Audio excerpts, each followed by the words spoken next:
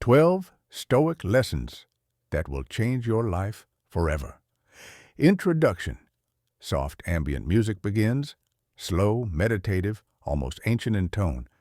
There comes a time in every person's life when the noise outside begins to drown out the voice within, when ambition becomes anxiety, when success starts to feel hollow, when you wake up surrounded by everything you once wanted and realize you're still restless.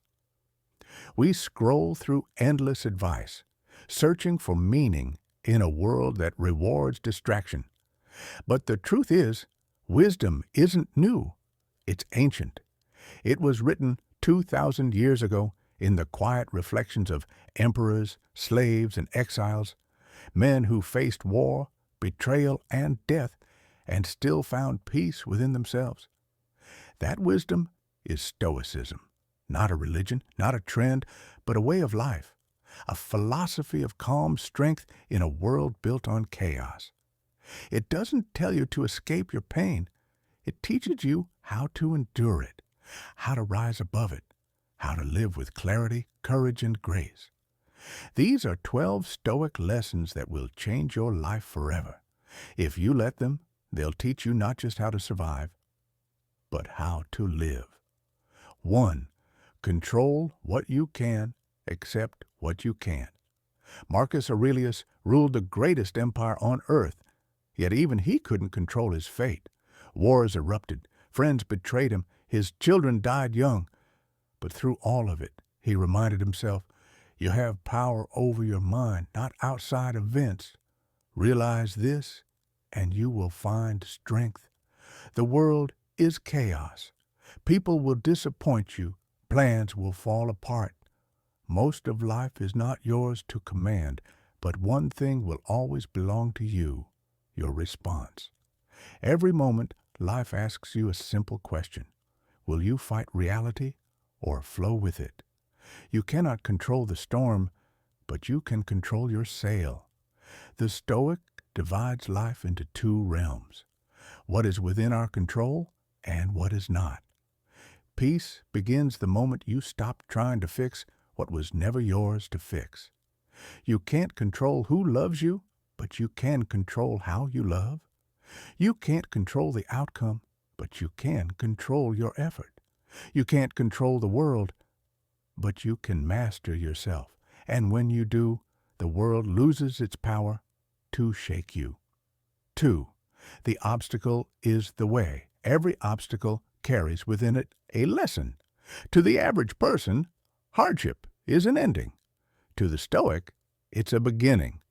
Marcus wrote, "The impediment to action advances action. What stands in the way becomes the way." The Stoics didn't avoid difficulty. They transformed it. Seneca was exiled. Epictetus was enslaved. Marcus buried his children, and yet they each used suffering as a forge for character. What stands in your way right now, that breakup, that loss, that failure, is not there to destroy you. It's there to refine you.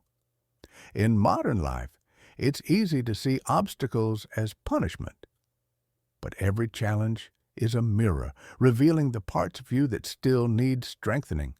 Your patience, your discipline, your courage. The obstacle is not blocking the path. The obstacle is the path. And the moment you see that, struggle stops being your enemy. It becomes your teacher. 3. Memento mori. Remember, you will die. The Stoics began each day by remembering death, not to be morbid, but to awaken. Memento mori. Remember, you will die. To the ordinary mind, death is something to fear. To the Stoic, it's a reminder to live. Marcus Aurelius wrote, "You could leave life right now. Let that determine what you do and say and think." When you accept your mortality, you stop wasting time. Petty arguments fade, pride dissolves. You begin to see the world as it truly is, fragile, fleeting, beautiful. Seneca said, "It's not that we have a short life, but that we waste much of it." Memento Mori isn't about darkness, it's about clarity. It teaches you to forgive faster, to love deeper, to create now, not later. When you remember death, every ordinary moment becomes sacred, because you finally understand this breath, this day, this life is temporary. And that's what makes it precious. 4. Amor fati. Love your fate. Acceptance is peace, but amor fati, the love of fate, is freedom. To love your fate means to love not only the good, but the bad. Not to merely accept what happens, but to embrace it completely. Most of us spend life fighting reality. We wish things were different. We resent the past, fear the future. But the Stoic knows every event, joyful or painful, is part of the same masterpiece. Epictetus was crippled as a slave, yet said, "Do not seek for events to happen as you wish, but wish them to happen as they do happen, and your life will go smoothly." When you practice amor fati, even heartbreak becomes holy, because you begin to see the design behind the chaos, the wisdom behind the wound. In a world that tells you to control everything, the Stoic whispers, "Love everything," not because it's easy, but because every twist of fate is shaping you into who you were meant to become. 5. Discipline over motivation. Motivation is fleeting. Discipline endures. Epictetus said, "No man is free who is not master of himself." True strength isn't doing what you feel like, it's doing what's right, even when you don't feel like it. There will be days you wake up exhausted, days you don't feel inspired, days you'd rather quit.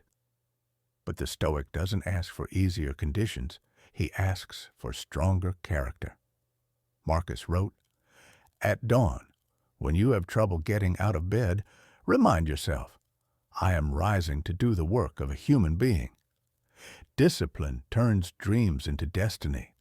It's not glamorous, but it's divine. Because each small act of discipline, waking early, choosing kindness, speaking truth, is a victory over chaos. Motivation is a spark. Discipline is the fire that never goes out. 6. Focus on virtue, not success. In a world obsessed with success, Stoicism reminds us virtue is the only true good. The Stoics believe that happiness doesn't come from wealth, fame, or status. It comes from living in alignment with your values.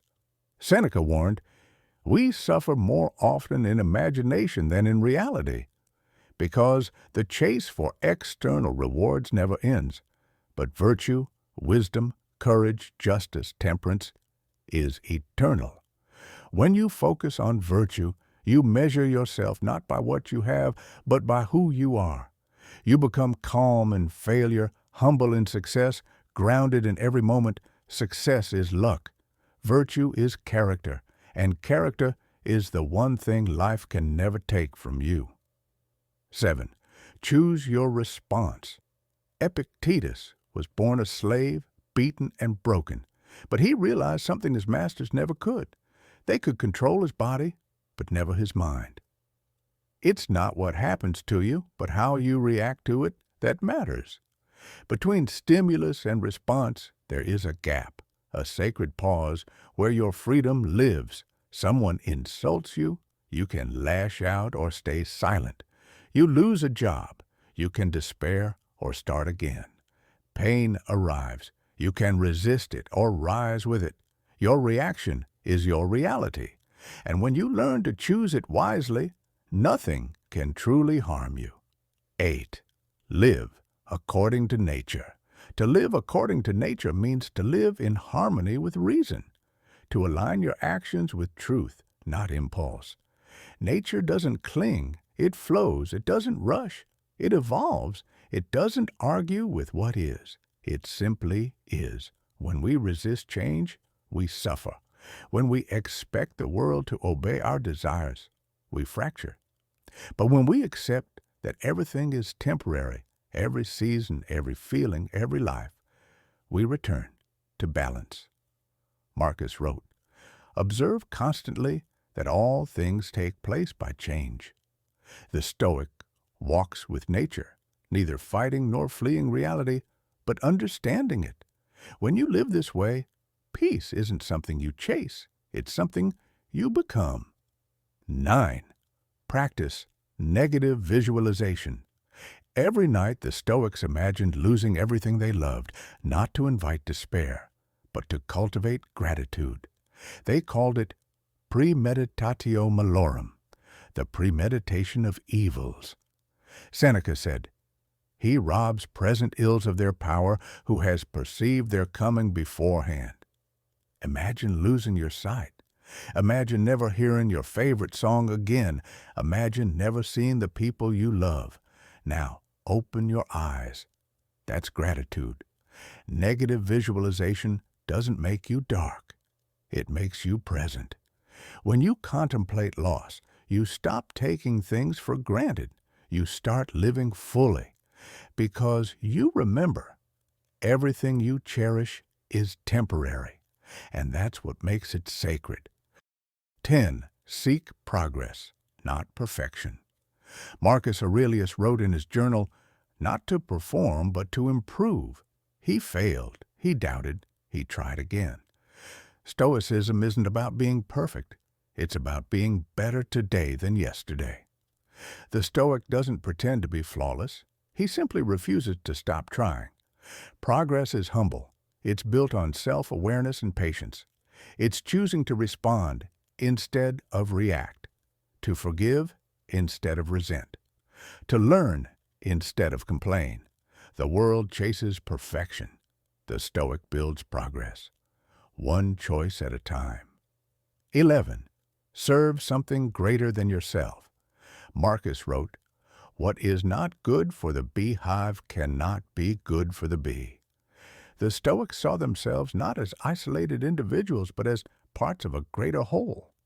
To live well is to serve something larger than yourself, your family, your community, humanity itself. When life becomes only about me, it loses meaning. But when it becomes about we, purpose returns. Service humbles the ego. It reminds you that your actions ripple beyond your own life. To help others is to align with nature, because we were never meant to exist alone. A good life isn't measured by what you get. It's measured by what you give. 12. The present moment is all you have. The present moment, Marcus wrote, is all you ever lose. The past is gone. The future is uncertain. The only place you ever truly live is now. We spend most of life trapped between memory and anticipation, regretting what was, fearing what might be. But the Stoic knows peace lives only in this breath. Seneca warned, while we wait for life, life passes. So stop waiting. Stop postponing joy for a future that may never arrive. Be here, fully. Breathe, listen, live, because this moment is eternity in disguise. Conclusion. Music swells, warm, gentle, timeless. These 12 Stoic lessons are not ancient relics. They are blueprints for modern strength. In a world that worships comfort, Stoicism teaches endurance. In a world that glorifies noise, it teaches stillness. In a world obsessed with control, it teaches surrender. Each lesson is a step, a discipline, a practice, a return to what truly matters. You can't control the world, but you can control yourself. You can't choose your fate, but you can love it. You can't escape death, but you can live fully until it arrives. That is Stoicism. That is freedom. That is grace, sculpted by struggle. This is sculpted grace, reminding you that the world will always test you. But how you respond will define you.